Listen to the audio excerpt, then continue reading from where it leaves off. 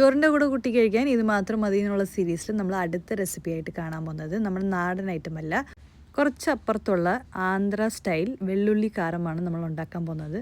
അതായത് വെളുത്തുള്ളിയുടെ ഫ്ലേവറൊക്കെ ഇഷ്ടപ്പെടുന്ന ആൾക്കാർക്ക് ഇതെന്തായാലും ഭയങ്കരമായിട്ട് ഇഷ്ടപ്പെടും. ആദ്യം തന്നെ വെളുത്തുള്ളിയിൽ മുളക് പൊടി, മഞ്ഞൾപ്പൊടി, പിന്നെ ധനിയാപ്പൊടി ഇത് മൂന്നും ഇട്ടിട്ട് വെള്ളമൊന്നും ഒഴിക്കാതെ ഒരു പേസ്റ്റായിട്ട് അരച്ചെടുക്കാം. നമുക്ക് ഈ ഒരു കൺസിസ്റ്റൻസി വേണം, വെള്ളം ഒഴിക്കരുത്. അതിനുശേഷം എണ്ണയിൽ കടുകും ക്യുമിൻ സീഡ്സും കൂടി ഇട്ടിട്ട് ഒന്ന് സ്പ്ലട്ടർ ചെയ്യുക.